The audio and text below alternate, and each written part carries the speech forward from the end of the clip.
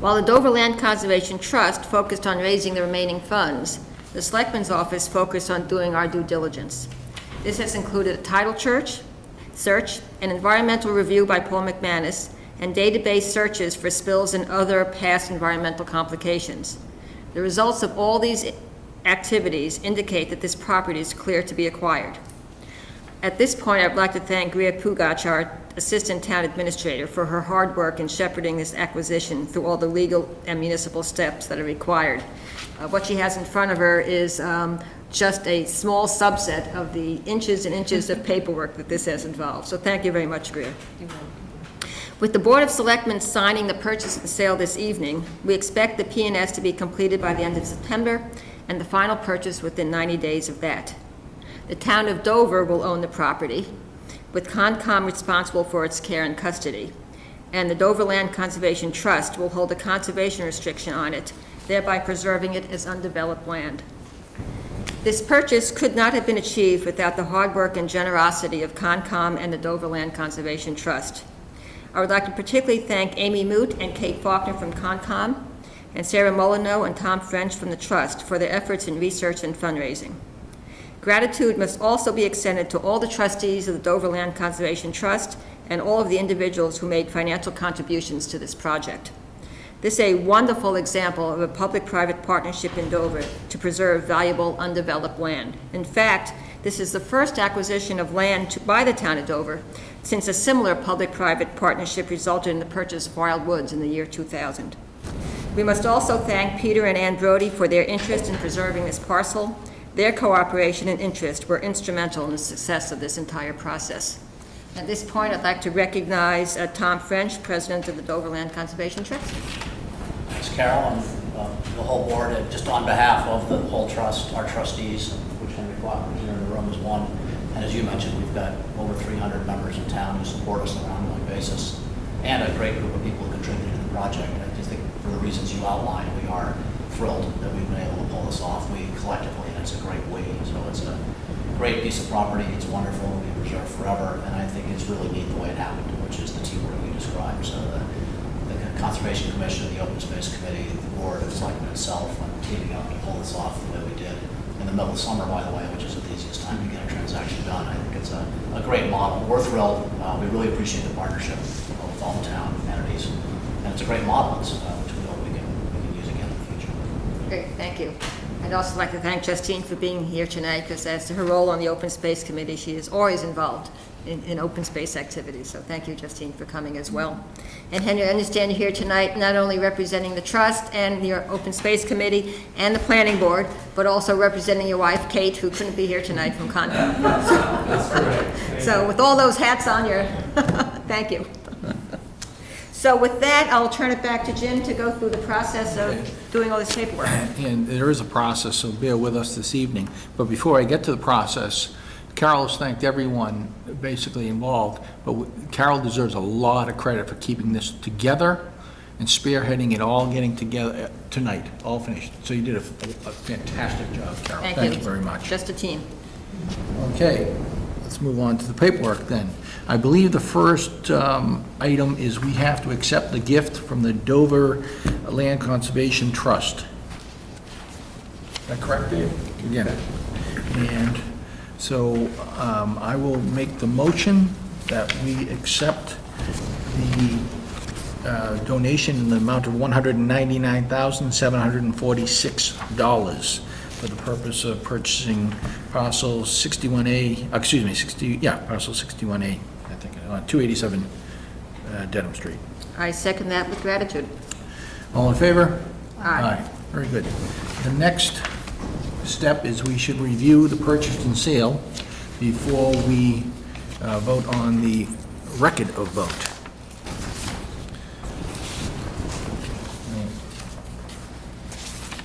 Okay.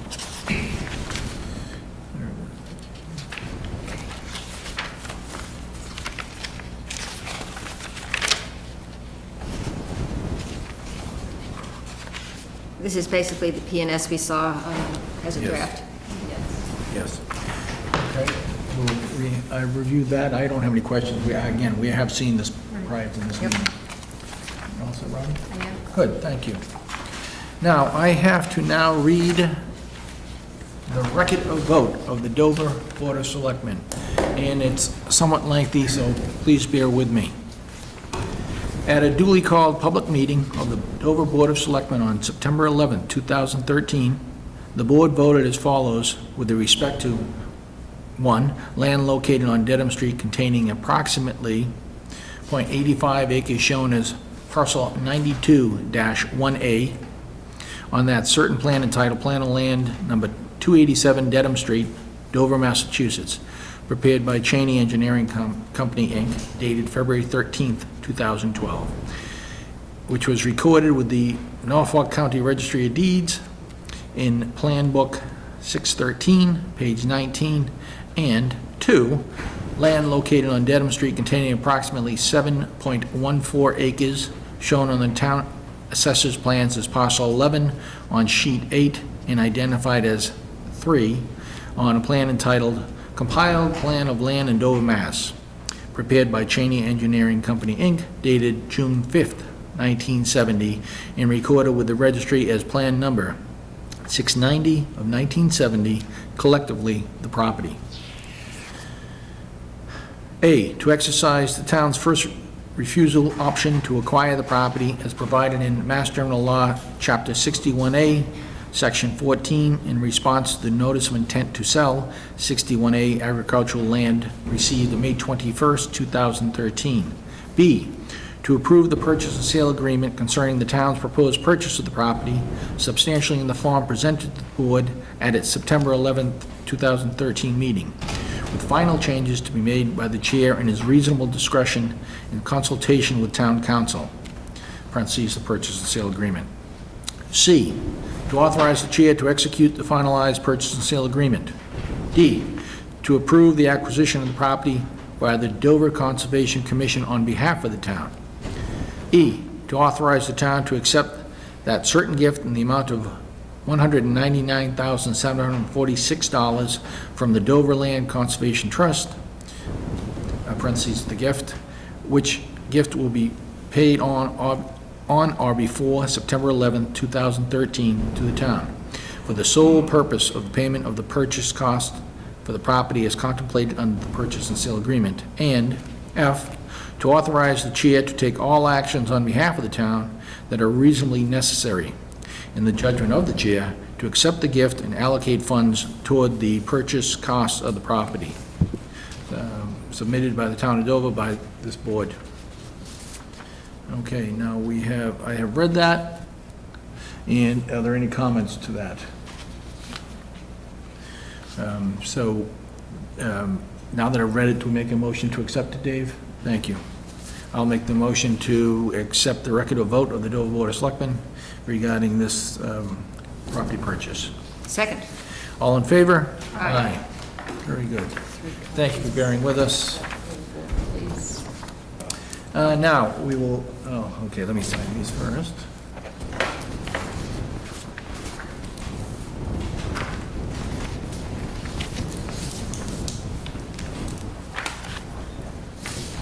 We'll execute the purchase and sale agreement next.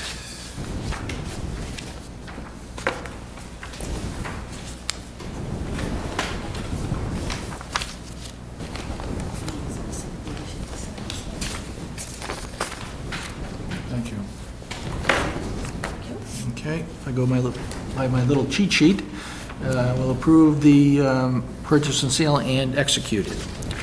Actually, Mr. Chairman, there's no need to execute the purchase and sale agreement. The board just authorized you to sign the final when it comes in. That was Okay. in your packet for reference. So we'll just approve the purchase and sale agreement. Okay? Would you like to make that motion, Carol? I move that we approve the purchase and sale agreement. Second. All in favor? Aye. Thank you. That's done. Now, Carol, what? We have a couple more, yeah.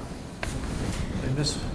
Go ahead, correct me where I am. Okay, so we now need to approve the notice of exercise, which is just signing it. Okay, without Okay. having to do a motion. You need to do. So I move that we approve the notice of exercise dated the 11th day of September, which officially notifies the Peter and Annette Brody that we are exercising our right of first refusal. Okay. All in favor? Aye. Aye.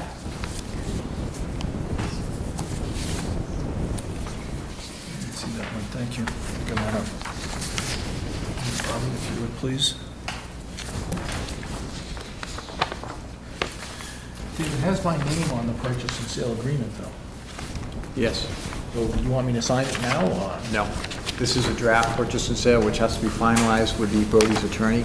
Okay. After it's finalized, it will be brought back to you for signature. Thank you, that's what confused me. Okay, that's for you. That's for you, and that's for you. Okay, this one for you. Thankfully, Greer knows what she's doing, she keeps all the paperwork in line. There's a lot of it. There you go, and 3 for you. Thank you. Okay. And then we have this one. So this is the letter to the Dover Land Conservation Trust. The gift accepted. The gift acceptance, that's this one. So I move we approve a letter dated September 11th from the Board of Trustees to the Dover Land Conservation Trust, accepting their gift of $199,746.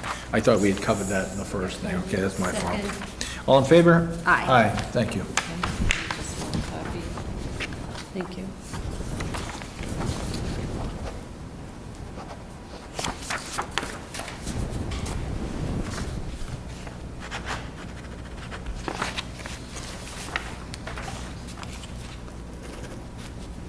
And I believe finally, Carol, you want to make a motion for the Yes, I do. conservation restriction. So one of the, as I mentioned in my remarks, here, the best way to make sure that this property is protected as undeveloped land in perpetuity is to give a conservation restriction, deed restriction to the Dover Land Conservation Trust. And we will be doing, hi Kate, welcome, you snuck in there. We had our Kate, heads down. Chair of signing our things. Conservation Commission, thank you.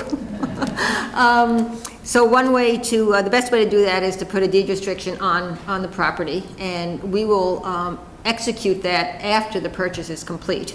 And our town council is in the midst of actually drafting the conservation restriction. But I wanted to make sure, as we're doing all this paperwork, that it's clear to everybody that we are in fact going to do that.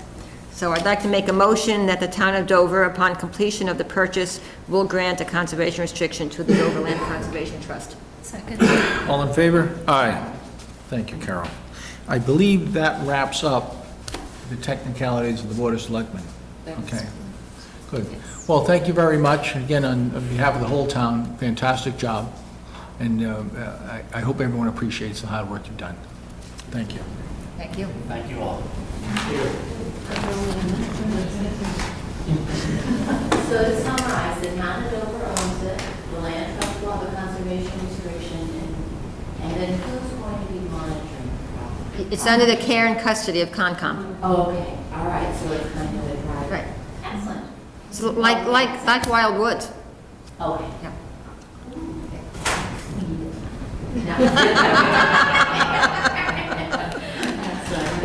Thank you. Thanks very much. Bye-bye. Good night. Just watch out about the parking area.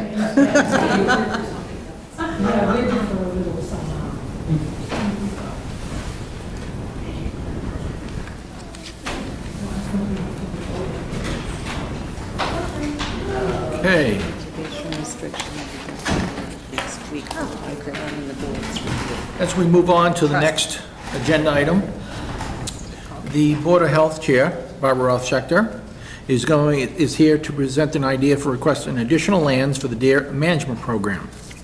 Barbara, good evening. George is here with you tonight, the agent. Thank you. Thank you, George. And what is your deer, do you have a title when it comes to the deer culling? Deer management. Thank you, thank you. I knew you had it. DMA. Good. Well, Barbara, you have the floor, please. Thank you, thank you. Thank you for having us here. And as you indicated, you were interested in having a quick summary of the 2012 hunting season as implemented by the Dover Board of Health Lyme Disease Committee. And most importantly, the This was our third hunting season. We had one pilot season, that was the 2010, then 2011 and 2012 were full hunting seasons, and last one equally successfully completed, most importantly without any injuries, any complaints, and any problems of any kind. We harvested a total of 29 deer in 2012, 18 does and 11 bucks.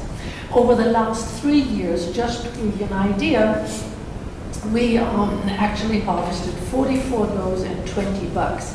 Now, there always is being played this game, and everybody loves to do it. We know that at least one set of twins are the offspring of each doe per year. So very often, in order for people to have some sort of a feel by how much a deer population has been reduced, it's being calculated as the hypothetical reduction, because one doe amounts to basically 3 deer, one doe and her twin offspring per year. And if one were to apply that little law, then we have at this point harvested or eliminated, whatever word you want to use, 132 does and 20 bucks, which amounts to 152 deer over 2 years hunting season, full hunting season, which is not completely negligible because we also have, of course, other hunters here in town. So this is just on Dover town land, basically, where we have hunted thanks to your generosity. So we're here to ask your permission to open 2 additional properties of town land, and so we can include them in this year's deer management plan. And one is 52.6 acres on 101 Hagan Street and 306 acres off Chickering Drive. And George Junta, as I said, as our deer management agent, is here to answer any additional questions concerning these properties. I do, before we get into any further details, Greer had indicated that you would be interested to know whether the abutters to these townlands had been alerted, and that is not necessary. We haven't done so yet. If we feel it should be done, then we will. But our policy of the Land Use Committee is that anybody who wants to hunt on their property and stay on their property do not have to alert the abutters.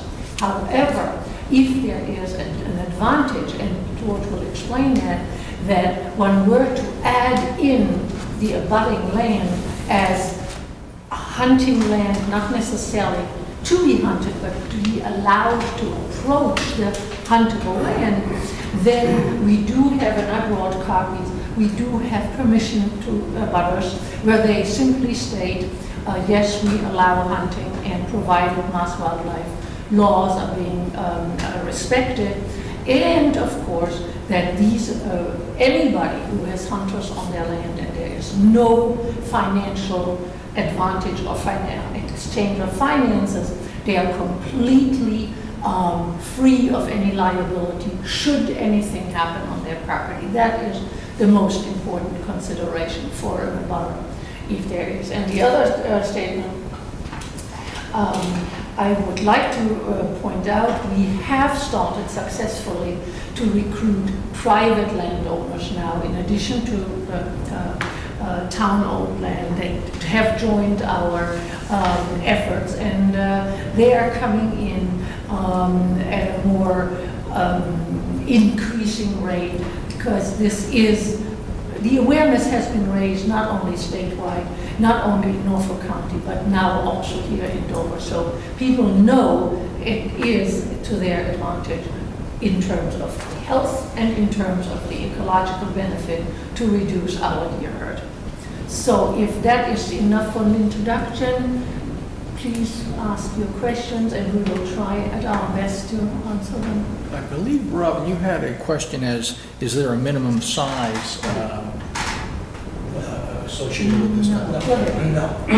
No, there is no minimum lot size, area size to get into the program. Somebody with enough land to put a hunter on is fine. And even if you don't have enough land yourself, let's say just a house lot, acre and a half, 2 acres, if you can get everybody within 500 feet to give permission for you to hunt that property, then you can hunt it. So we don't, because there's no state requirement, we don't institute a requirement.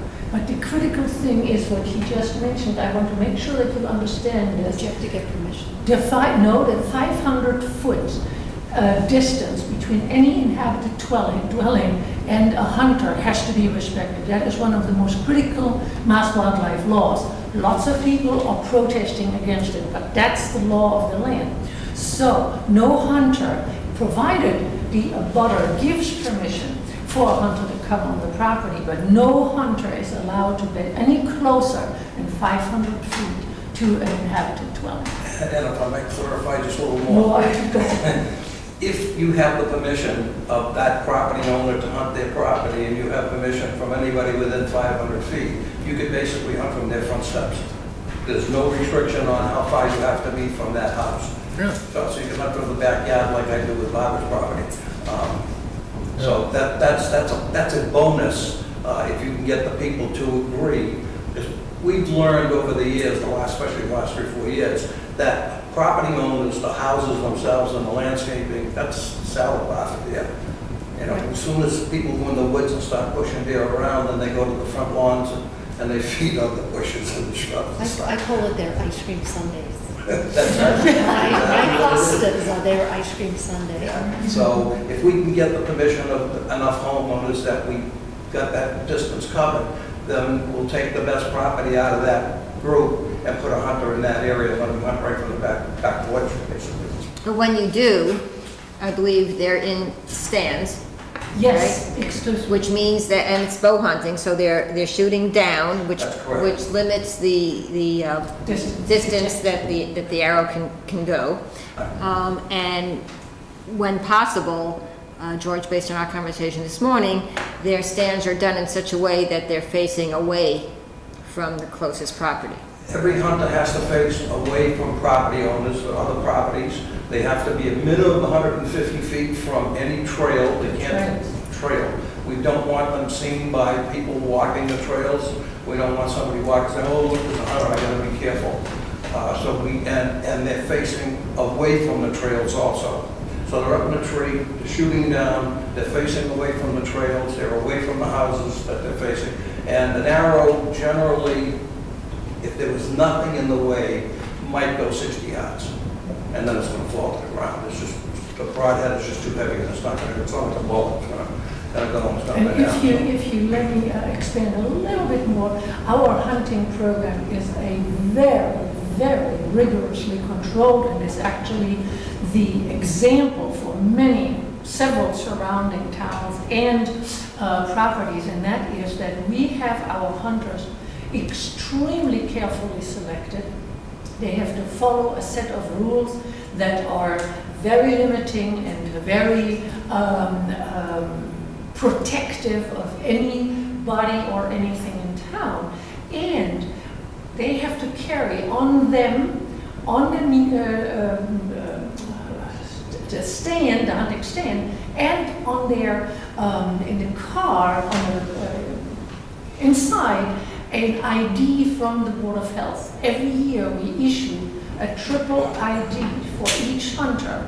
So private, on himself, on the stand, and in the car. So if there is a car, and of course it's registered with the police department, and police does background checks, and these are extremely carefully vetted hunters. These are not just hunters that come in. So we can go on about this, but I want to make sure that, because you're still relatively new to this whole thing, that you're aware of this. The average experience in terms of years of our hunters is 20. They've been hunting with a bow for at least 20 years. That's the average. George, you're not that old. You're not that old. I'm not. I wish. No, it's a wonderful program, going to the third season, and I support it, and why don't we talk about the specific parcels? Because one's rather large, you think 50 acres, you think a lot of hunting can go on that. Then there's another 3-acre parcel, and I'm puzzled why you'd want this piece, and can you tell me what surrounds it? And what? That's George. Okay? I blocked that piece of property, and there was an illegal stand in there last year. Now, it's a town piece of property, it's under the jurisdiction of Selectmen, but there was a stand in there. And because it's not in the program, I don't have the authority to tell them to get the stand down. But there was an illegal stand. Now, this 3-acre parcel, or almost 4-acre parcel, sits between two pieces that together, all three, would be approximately 10 to 12 acres of land. Now, I'm in the process of trying to get permission from the abutters who own those other vacant parcels. Well, they're not vacant. One house is on Claybrook Road, and it's a very narrow lot where the house is, and then it widens out into about 3.5 acres in the back. And add that to the 4 acres, that's where the initial 7-acre parcel came from that we had. Because I looked at a line that evidently is a brook, and I thought that was a property line, and so I added that 3.5 acres in. But I'm in the process of trying to get that. And there's another piece between number 6 Chickering and number 16 Chickering that abuts the town land on the, would be the west side of the town piece. That's approximately On the corner. 3 acres. It's the corner property, right? Yeah. Corner trial. Which is totally wooded too, and when I drove it today, you can't, from a forest standpoint or a boundary standpoint, you can't make any distinction between the lot on the corner and the lot in question, because it's just all one wetlands, woods, whatever. That's correct. But if we could get all of those pieces and then talking to Carl, the one who takes care of. Carl Warnick. Talking to him this morning, there's another piece that on Cullen Road that backs up to that piece that fronts on Claybrook Road. And that's another big piece of open land in the back, with probably another 3.5 acres, that's private land. So if we could get all of those pieces together, we might have it to 12 acres. If you could not get those two landowners on the border on each side of it to agree to it, would this particular parcel be important to the program? Yeah, I blocked it, and there are a number of deer trails, like highways going through it. I really seriously considered hunting it myself last year, but we didn't have it in the program, so I couldn't. But it's an ideal place for one hunter if it's just the 3 acres plus. And you've got enough distance with the vacant lands on either side of it to make up to 500 foot, so you don't have to worry about any houses within 500 feet. So it is a good piece. Okay, you'll forgive some of my questions. I'm not a hunter, and 3 acres seems like a small piece of land to me when someone can fire something 60, 70 yards, and you have a neighborhood around there. So I'm a little concerned about that during our discussion. So let me just show you on the map. Yeah. So, all this is wooded. Right, you just spoke of that, All right? this is wooded. Right, All this is wooded. So there are no dwellings? okay. The only One on backside. the only closest dwelling is number 6, Trout Brook, which is here. Right, Okay, and that's where the hunters would be with their backs to that, going this way. okay. Okay, and this is a totally open, so there's no house on this lot, on lot 4. And then lot 3 is currently being renovated. It's the house that was converted from a modern house into a Okay, colonial. So that's currently unoccupied because it's under construction. So there's actually very little. so you're trying to alleviate my concern on Yes. the immediate, okay, So- that's fine, so- that's good. So basically, regardless of whether you get permission from lot 4 and this other lot. You have a lot of still- woods, You have yeah. a lot of woods, yeah. Okay, Yeah. thank you. You wouldn't happen to have an existing map of everything in the DARE program now, color-coded, do you? Yes, we do. Yeah, we do. I didn't bring it, I don't have it handy, but we do have it, we can make it available to you. Would It's you please? actually even on our website. Is it, Yeah, it's probably It's on on the the Board of website too. Health website? No, it's the overline.com. That's where it's at. okay, Which is linked from the Board of Health website, too. Right. Yes, yes. And it's color-coded with Concom land, Selectmen's land, and as far as I recall, there's only 2 parcels that Selectmen presently have on the program. That's the Ponzi property and the Dover water lands on Hagan Street. Those are the only two Selectmen. I was curious how everything was linking up, so that's why I asked that question. Well, the land that we just are in the process of purchasing on Dedham Street, We'll talk be back to about, that. talk about deer highways. Oh, I My know. goodness, I mean, that's basically what we walked, because otherwise it was, We'll be- you know, we'll pretty be back marshy. to that. Yeah, I'm sure. I've already done some scouting the day we were out there. Okay. Well, if I may say something else, just for your information, this has nothing really to do with this particular issue, but just for your information. There is lots of hunting going on here in Dover, in addition to our effort. And this is something that has been raised by Mass Wildlife as something very disquieting. There is actually an organization out there who is an individual who goes, I actually can say it's Dan Wolf's organization. He contacts individual property owners here in Dover and acquires their agreement that hunting will be allowed on their property. He guarantees them that there will be no liability on their part because there is no financial benefit between Dan Wolf and the landowner. However, Dan Wolf then goes out and recruits hunters and sells his hunters the license to hunt certain properties. It's $100,000 a year $50,000 a year that he gets per hunter. And this is, as far as Mass Wildlife is concerned, it is borderline illegal. They have never been able to really nail him or actually find some legal premise by which they could prevent him from doing this. Because in whatever he does between the property owner and himself is perfectly legal. So I just want you to know we are trying very, very carefully to slowly advance with property owners by telling them, you know, this is not quite honest what is going on, you know, with the Dan Wolf organization. You will be better off serving the town by coming with us. Just so you are aware of this entire picture. He does harvest a lot of deer. It's very difficult to tell because he has to register them with a Mass Wildlife station, but Mass Wildlife does not release all the numbers. So it is a tricky situation, but I want you to be aware of this, that this is what's going on. It's not just us who are providing an effort. It's a good thing that Dan Wolf is also harvesting deer. I was a little confused there because it didn't sound like you were supporting him, but at the end of the day, you guys are doing the same thing. Yes, at the end of the day, we're all going in the same direction.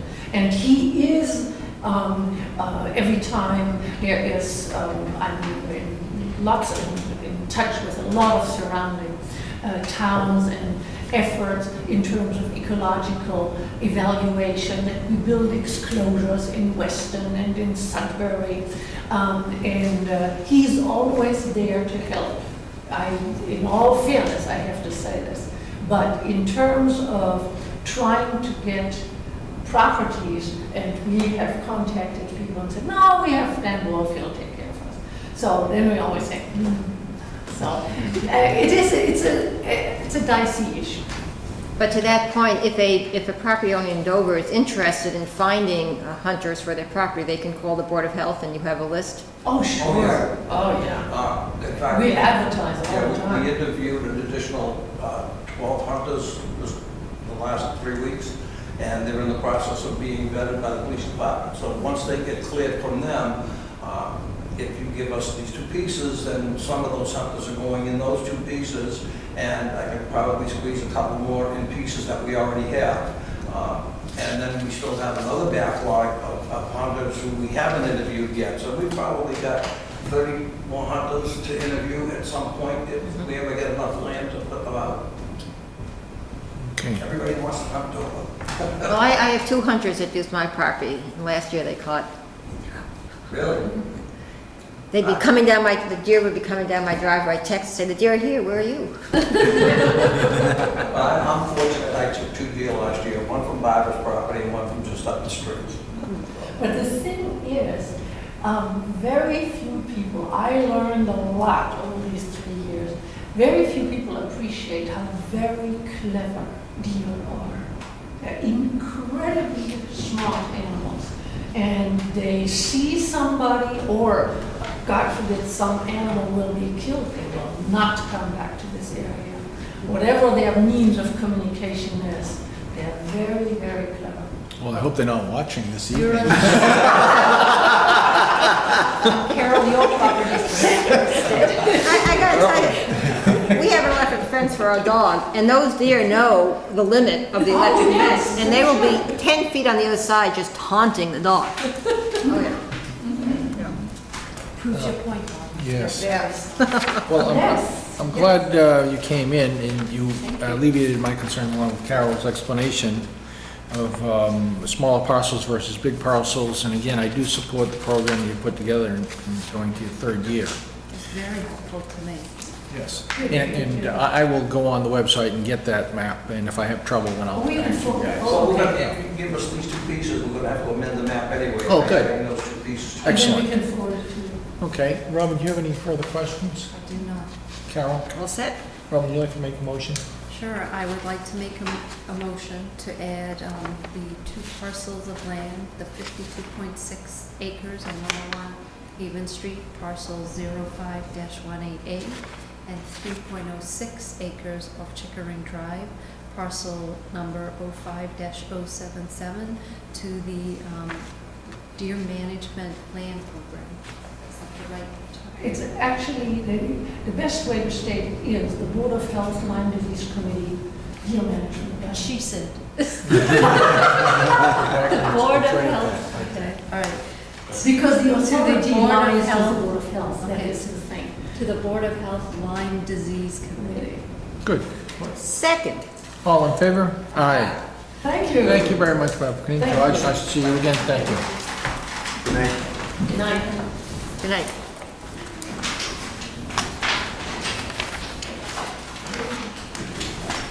Okay.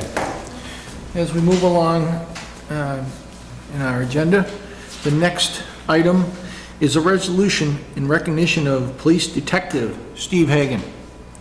And I believe many of you know that Steve retired on August 23rd. Is that the official date? We weren't invited to the party. Yeah, as a new selectman, you'll get used to not getting invited to parties.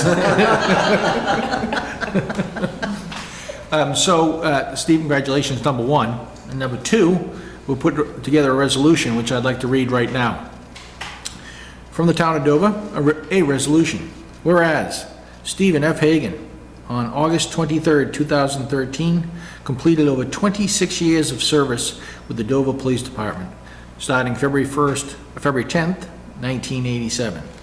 Completing the police academy at the top of his class on October 1st, 1987, even being offered and declining a position with the Massachusetts State Police. And whereas during his career, Officer Hagan served the town faithfully as a patrol officer, then as a detective from 2010 until his retirement.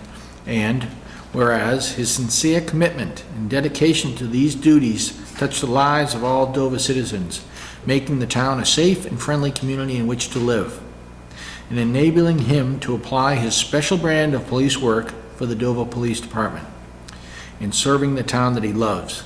Now, therefore, be it resolved that the Board of Selectmen publicly recognizes, commends, and extends our deep gratitude to Officer Stephen F. Hagan for his extraordinary service and devotion to the police department and to the town of Dover. Signed by the 3 selectmen this evening. Stephen, congratulations once again, and thank you for everything. Carol? Steve, you'll be missed. That is for sure. What will we be doing relative to replacing his position as a detective? The chief has already appointed 2 existing officers to share the duties of detective. And the vacancy created by his retirement, the chief hopes to present to you at your meeting on September 30th. Good. Thank you. Okay. Let's move on. This time of year, we go through appointments every meeting, and it will continue this evening. Carol, I believe you have a few. If you can start, please. Okay. The Capital Budget Committee. I would like to appoint Bob Springett to a 3-year term. Bob has been very involved with the town. He was on the Dover School Committee. He was part of the school negotiating team for the union contract 3 years ago. And he will be a huge asset to the Capital Budget Committee. Thank you, Bob, for agreeing to serve. He replaces Michael Assetti. Sure. We've got a couple, yeah. Good. Okay. I'll make the motion that we accept Bob Spriggett to the Capital Budget Committee. Second. All in favor? Aye. Thank you. Then on the CMAC, Carroll Management Advisory Committee, I'll do all three, if that's okay at once. Please. Kathy Weld, Mary Habley, and Ruth Townsend have all agreed to serve another term. Okay. So you have one more outstanding after that? Oh, yes, and Ford Spalding will not be re-upping, so we can take him off. It's taken a while, but I think he's finally reached his capacity for town committees. That is funny. Ford is involved in a lot of... He certainly He's is, a great citizen of the town. absolutely. Now, that being said, I will make the motion to reappoint Kathy Weld, Mary Habley, I believe so. yes, and Ruth Townsend. All in favor? Aye. And Okay. while I'm at it, may I make a note that, we've been working over the last couple of years to change the bylaws so that all the committee terms are 3 years rather than 1. And this one still remains at 1. So perhaps for the next town meeting, since it seems to, in the beginning, we weren't sure whether it was going to be a standing committee, but I think it's serving its purpose well. And I would recommend that we continue with it, in which case I think we should make it a 3-year term. Okay. How does that officially happen? Change the bylaw at town. Oh, okay, thank you. Thank you. Okay, Carol? Then we've got, today's my blue. Well, while I'm at it, if you don't mind, because I made some notes here. So last time we had appointed, we had a finance committee on roads, and that's Robert Hunter. I think we have to change that. Yes, the last time we voted that I would be You, Finance Committee on Roads, and we, after discussion, right, that's why, okay, I know I had a note here. So I move that we appoint Robin Hunter as the Selectmen's appointee to the Finance Committee on Roads. Good. For 1-year term. Okay, Historical Commission. Again, if I may, I'll do all 3 at once. Charlotte Surgeonor, Jane Moore, and Paul Tedesco have all agreed to serve an additional 3 years. Okay, I'll They make, bring a wealth of experience. They've all been on at least 10. So it's a great committed group. so I'll make the motion to reappoint Charlotte Surgeon. I always... Surgeonor. Thank you. Excuse me. Jane Moore and Paul Tedesco to 3-year terms. All in favor? Aye. Thank you. We're changing long-range planning also. Yes, thank So you. I move that we appoint Robin Hunter as the Selectmen's appointee to the Long Range Planning Committee for a 1-year term. And I'll second that. All in favor? Aye, thank you. Okay, great, that's me. You have more? I have more. Recycling Committee.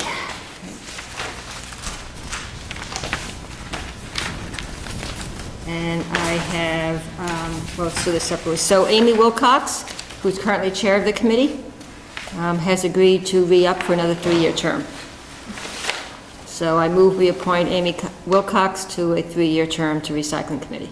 Second. All in favor? Aye. Great. Then we have 2 new members for recycling. The first one will be taking the spot of Becky Gladstone. Okay. And that is Michael Kinchla. I'll give you his contact information later. Can you spell his last name? Kinchla. Thank you. And the other new member is Tracy Boehm, Boehme, And who is she replacing? Valerie. Yeah. But Valerie actually resigned, Right. so this is actually a 3-year term that will expire in 2016. Okay. We'll start it Okay. now. So B-O-W-N-E is how you say it? Boehme. C-O-H. M-E, thank you. Yep. Okay, So we'll have 3 people expiring on 2016, Amy, Michael, and Tracy.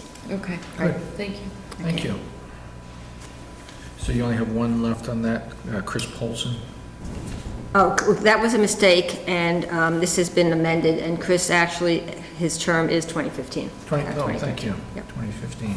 Yep, Well, that's it for the recycle committee then. Good. exactly. Did we vote on that? You do. We voted on Amy, not the other 2. Yep, the other 2. Okay. Okay, And then the Town Energy Coordinator, yes. Erica is willing to re-up. She's doing a great job. Very good. So I nominate Erica Lurk for another 3-year term. Do I hear a second? Second. All in favor? Aye. Okay. And on the Town Report Committee,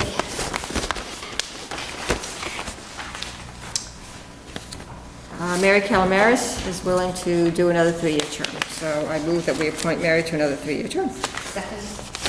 All in favor? Aye. That's what I've got. Okay. So for this one, we need one more person? Yeah, well, Town Report, yeah, we're still, yeah, Kathy's still checking with Lauren Doherty. Right. Oh, I'm sorry, that was your committee. it's all right, the same information is, you for Kathy must have. So I was talking to Kathy about something else and she mentioned it, Yeah, so I no just problem. wrote it down, sorry. I want to duplicate that. Dave, let me go through mine before I give you a few.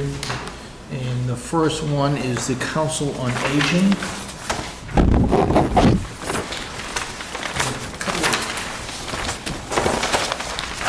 Moving on that.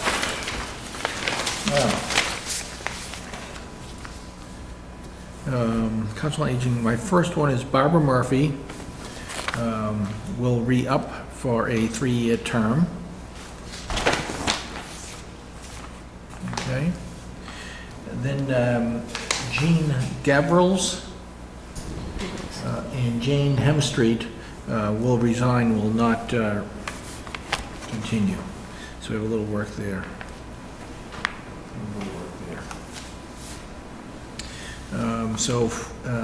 I'll make the motion to reappoint Barbara Murphy to a 3-year term to Council Aging. Second. All in favor? Aye. Okay, thank you. And I'll continue to work on that one. Open Space Committee.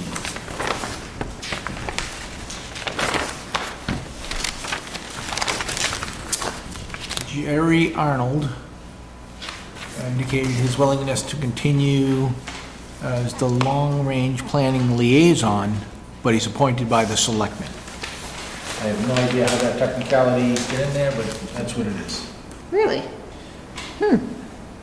Okay. Justine made me aware of that, actually. So Jerry, I'll reappoint Jerry. These are... Well, the liaisons are usually 1 year. 1 right. year, yeah. So I'll make the motion to appoint Jerry the 1-year long-range planning liaison. Second? All in favor? Aye. Thank you. And my last piece is also open space. Thank you.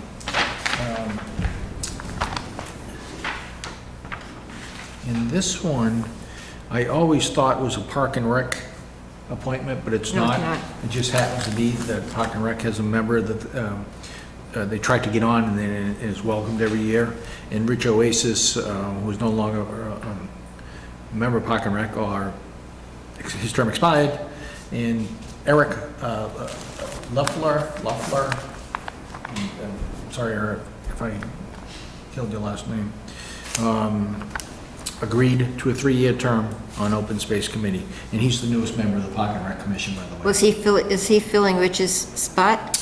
Yes, he is. Because Rich's term doesn't expire till 2014. Well, he resigned, Rich resigned. Right, so He'll fill the remainder of that. Fills the remaining of term. that That's the point, Right. thank you. So 2014, good.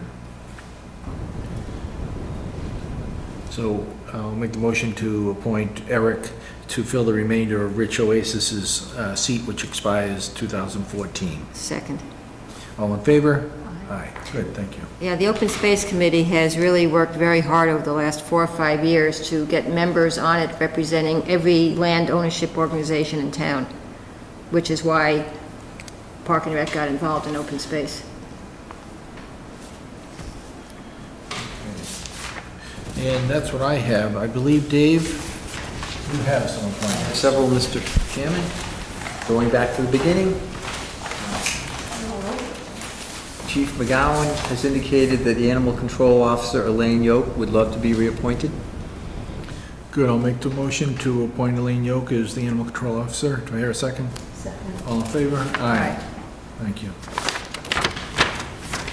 And going down to Cable TV Advisor, I've spoken with Bob DeFusco, and he would be pleased to accept another appointment. Okay, I'll make the motion to accept Robert DeFusco as Cable TV Advisor for a 3-year term. Thank you. All in favor? Aye. Next page, Chief of Communication, Chief McGowan would be happy to be reappointed position. Let me just find that. There we are. Chief of Communications, there we are, good. Please. I move to appoint Chief McGowan as Chief of Communication. Do I hear a second? Second? All in favor? Aye. This is a one-year term. One-year appointment. And my next one is down to Hazardous Waste Coordinator. Paul Tedesco has indicated a willingness to serve again. I'll make the motion to accept Paul Tedesco as the Hazardous Waste Coordinator for a new 3-year term. Second. All in favor?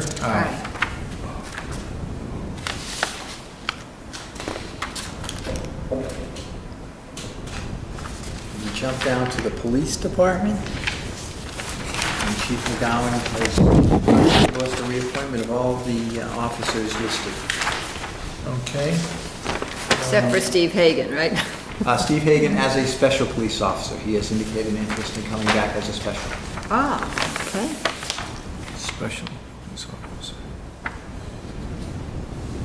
Would you like us to read all the names, Dave? Is that appropriate, or?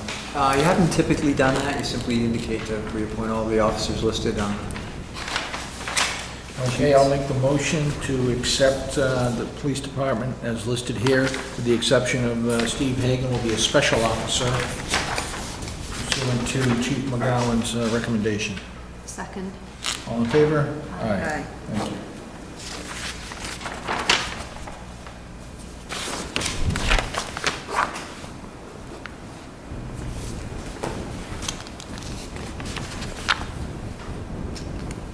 And that is it for now, Mr. Chairman. Okay, I believe that wraps up the appointments for this meeting. Thank you.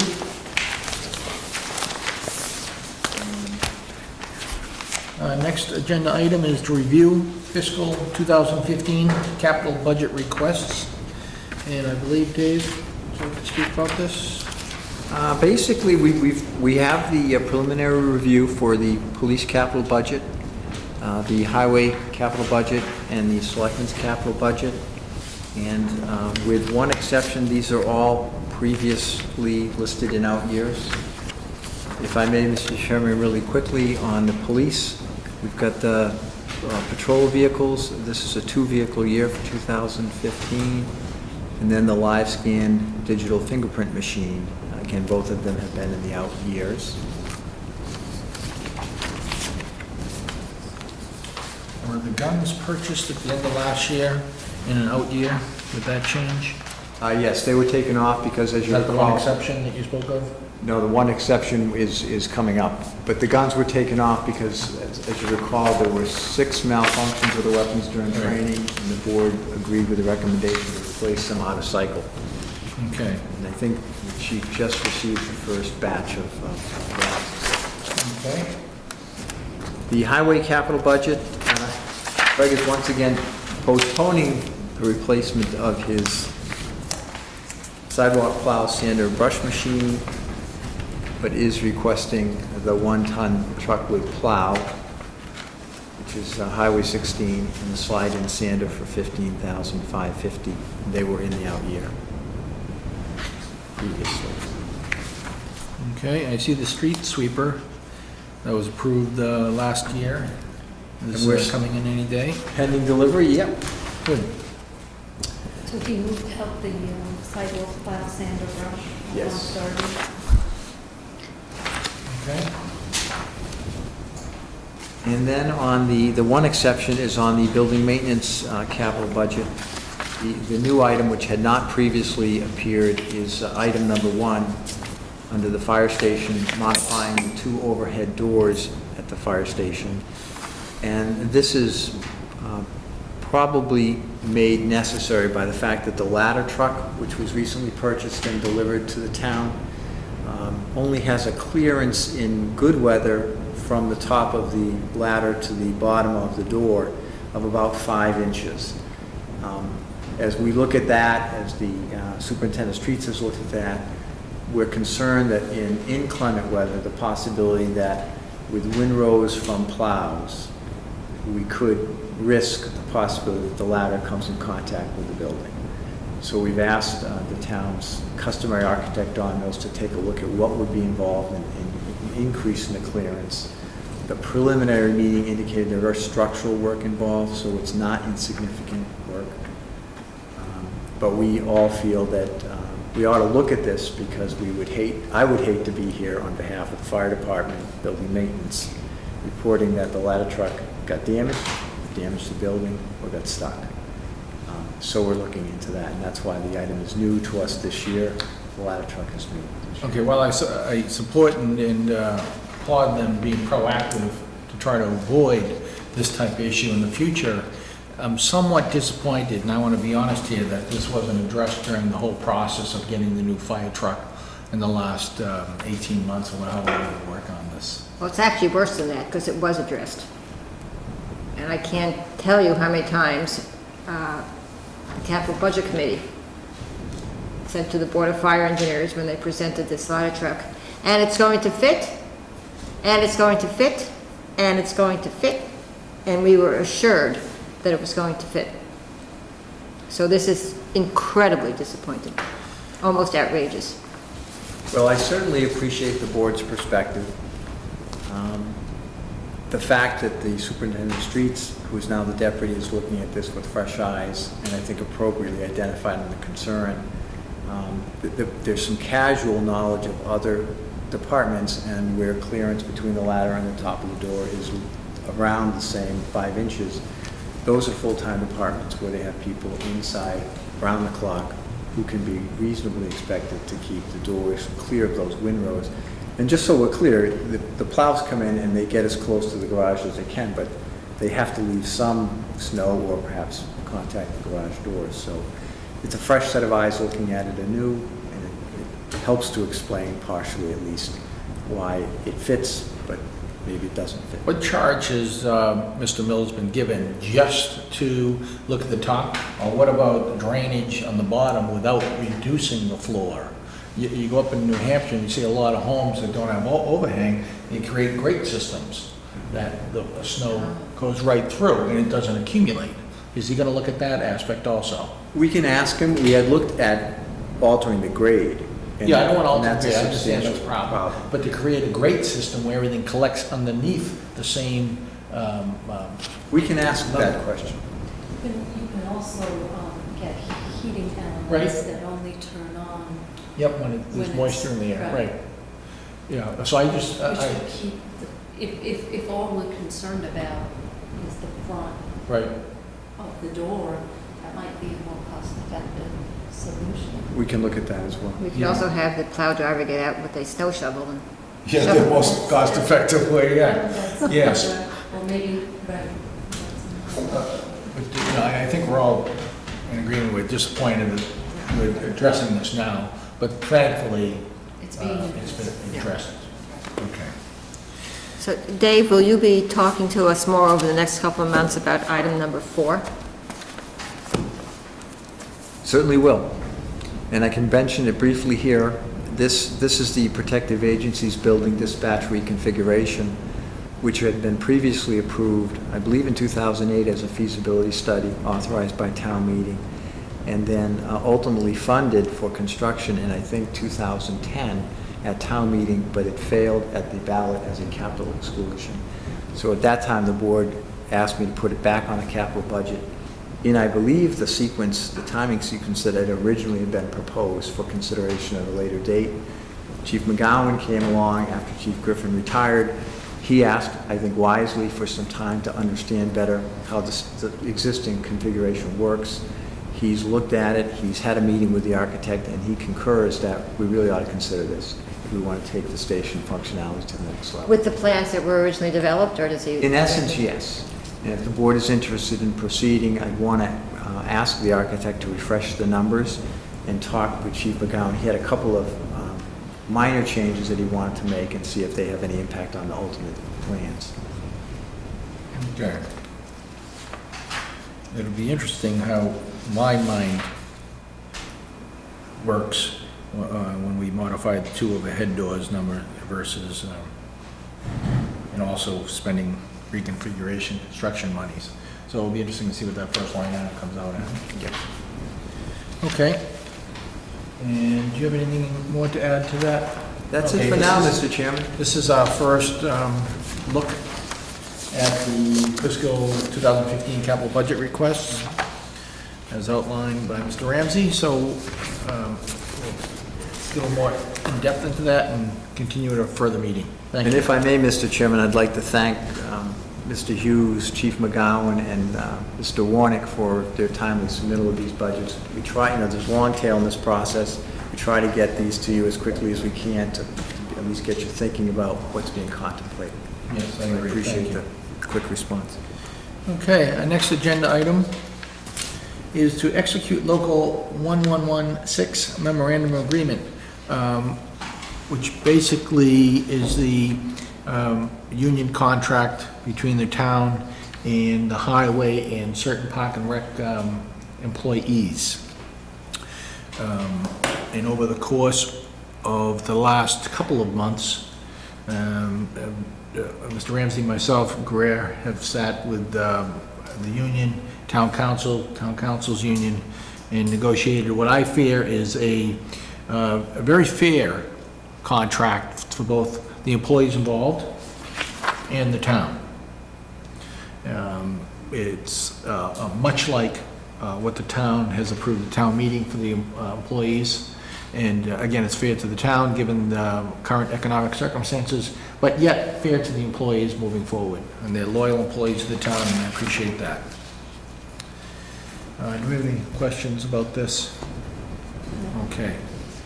So I guess I'll make the motion to execute the memorandum of agreement, or accept the memorandum of agreement between the town of Dover and the Massachusetts Labor's District Council in behalf of Public Employees Local 1116 of the Laborers International Union of North America, AFL-CIO.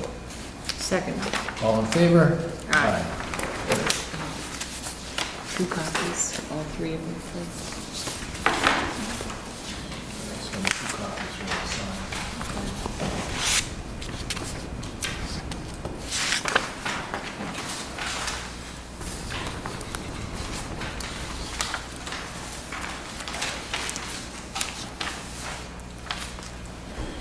Are we gonna date that today? Yes. Okay. We have to date that for us, Yes. please. I can't Who signed that? Is that you? So I believe y'all left. It's a pretty sad state of affairs here. Three of us, we don't know who signed what. Well, no, I feel bad. Mine actually is legible, right? It is legible. Thank you. Carol. There you go. Okay, as we move along, the next article, item on the agenda, is warrant article closeouts. And are you going to speak to that, Dave? Thank you. Mr. Chairman. This is the annual housekeeping to try to keep us current on projects that have been completed. This is all part of the process of closing the books and ultimately replenishing free cash. We have reviewed the warrant articles that are under the Selectmen's jurisdiction and recommend that the following items be closed out. The ATM 11 A5.7A fire station painting for $5,500. The ATM 12 Article 10 Carroll House Preserve Repair Maintenance for $24,165.75. The ATM 13 A5.8A Townhouse Copier for $28,6830. The next item, ATM 13 A5.8B Carroll Community Center Interior Signage. And last but not least, ATM 13 A16 Demolish Building - Architectural Engineering Plans for $24,8816. All of those projects have been closed out within budget. Good. What is that total? I don't know, Mr. Chairman. Oh, and I'm remiss, jumping down to highway. ATM 13 A5.38. The $61 can also go back to free cash. Okay. So these amounts are being returned to free cash? Yes. What about the police vehicle? Is that- That's typically done That's- directly between the chief Okay. and the accounting office, but that's all being returned as well. It will be returned. Yep. The, So this is the total number of what will get returned to free cash? That's a total outstanding, but the different departments have to authorize it. Okay. For example, the selectmen's at the top, the retired police accident sick, that never gets returned because that gets used to fund retired officers' sick leave buyback, as an example. Okay. the funds that are left from the Carroll House preservation, that's quite a significant number Yes. to a building that still has, that's still old. Yes, you, So based on the wording of the article and the work that was done, the wording of the article was very broad, as we always do, but the way we had presented the scope of work to the various boards that we presented was pretty specific. Yep. And all of that work was all that was done, accomplished. okay. I congratulate Mrs. Pugatch and Mr. Warnick on their good work working with Yes. the committee on this. Another incredible project managed by you. Thank you. Okay. Rob, would you like to make a motion on to the warrant article closeouts? Did you add up the numbers? No, but you can, I imagine you want to do them by specific. Yes, we have to do it by Yeah. articles. It's around 35. So you can simply reference the ones that are Okay. highlighted, and we'll pick them up in the minutes if you'd like. So I would like to make a motion to close out the following projects to free cash. ATM 11 A5.78, the fire station painting for $5,500. ATM 12 A10 Carroll House Preserve repair maintenance for $24,165.75. ATM 13 A5.8A, the townhouse copier for $2,868.30. ATM 13 A5.8E, the Carroll Community Center interior signage for $2,229.50. And lastly, ATM 13 A16 demolish building architectural engineering plans, $2,488.16. And lastly, ATM 13 A5.3A 30-yard recycling container for $61. Second. All in favor? All right. Thank you, Dave. Next item is to award the fuel oil bid. Where is this you?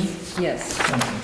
Yes, the contract for the heating oil for the town's buildings has expired, and it is a 3-year contract, so it was put back out to bid, and there were 2 bidders for the purchase of distillate fuel oil, and one was Global Montello, and they came in significantly higher than Holliston Oil Service, which has been the vendor which the town has used, has been the low bidder for a number of years now.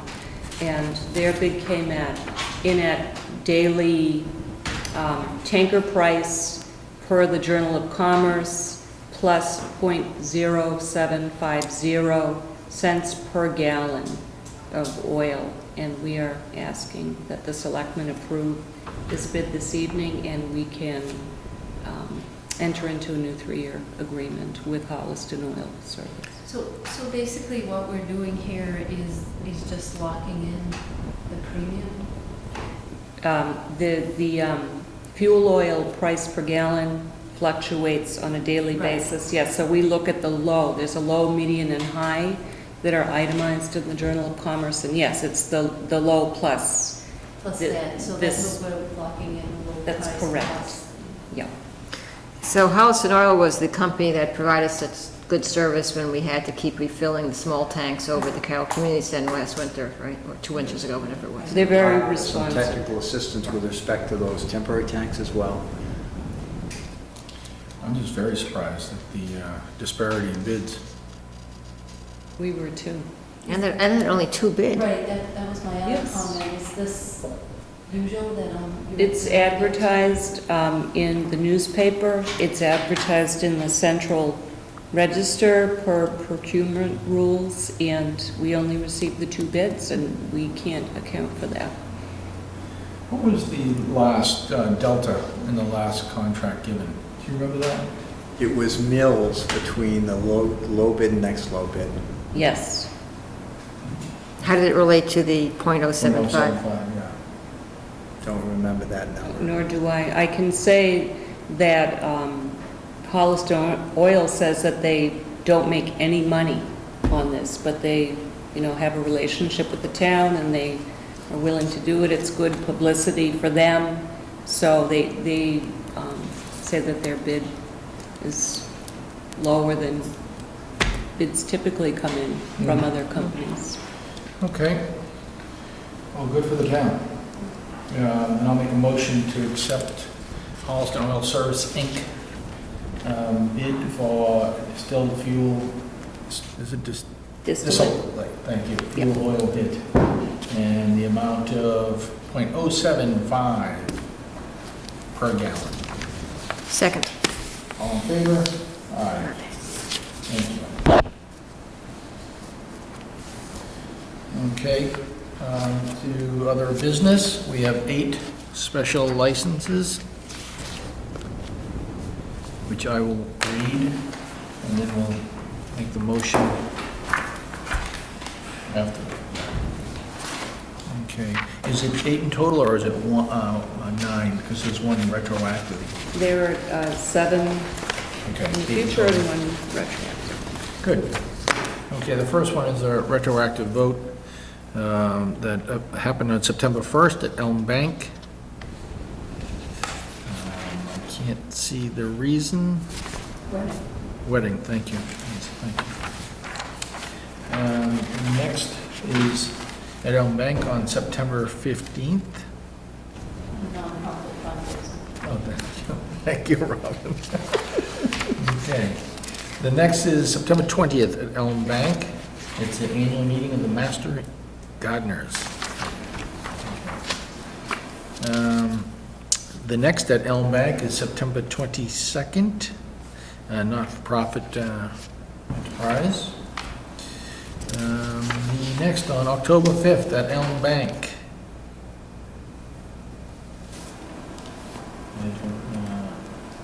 I don't see the reason. Oh, wedding, thank you, it's up top. Another wedding at Elm Bank on October 11th. And on October 12th at Elm Bank.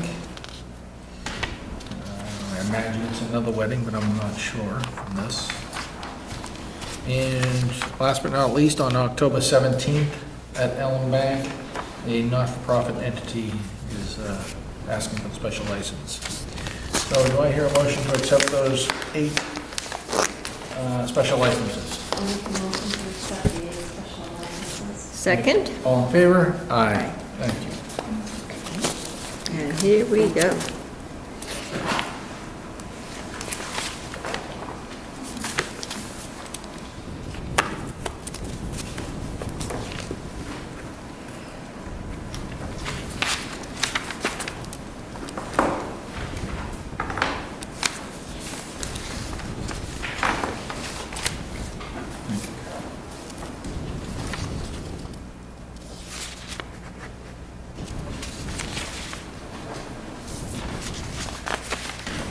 So I have a silly question. Is there any way to combine these all on one form, or does each license have to be? It's a great question. I don't know the answer to that. I cannot read that. Moment of silence tonight. Oh, thank you, if you would. Okay. Oh, jeez.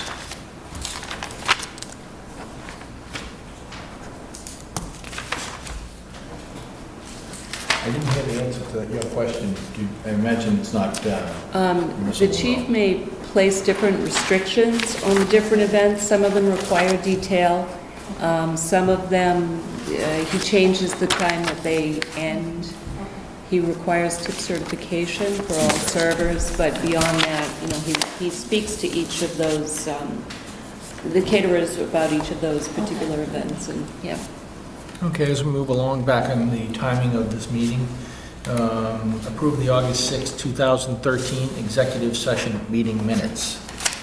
In this particular executive session was regarding negotiating tactics for the purpose of the purchase that we completed this evening.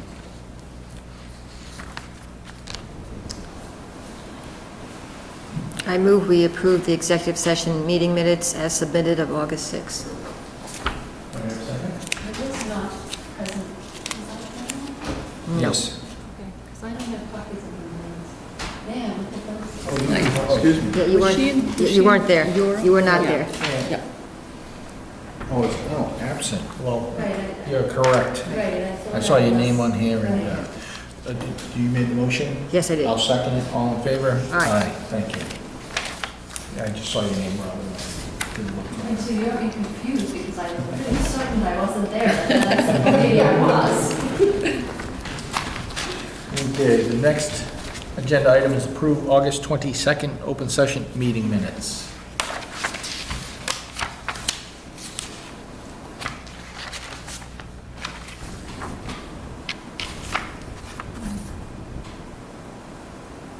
I just think it's a matter of form that that the minutes should always make the distinction between a voting member of a committee and a liaison.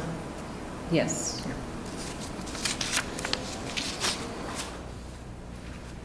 Some of them have that. Well, I added it all, I responded to Oh, Alicia, thank you. yes. Yeah, okay. Okay, I see my changes are in there. Yeah, mine too. Thank you. Okay, I'll make a motion to accept the meeting minutes, Board of Selectmen's meeting on August 22nd, 2013. Second? All in favor? Aye. Thank you. We're on to my favorite subject, citizens' comments. And, John, do you have anything to say? No? Carol? Well, it is 9/11, a day that unfortunately we all remember with great sadness, so I would suggest just a short moment of silence in remembrance of that day.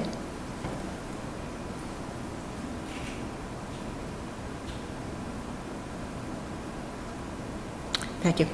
Thank you. That was good. Thank you. With that, I'll entertain a motion for adjournment this evening.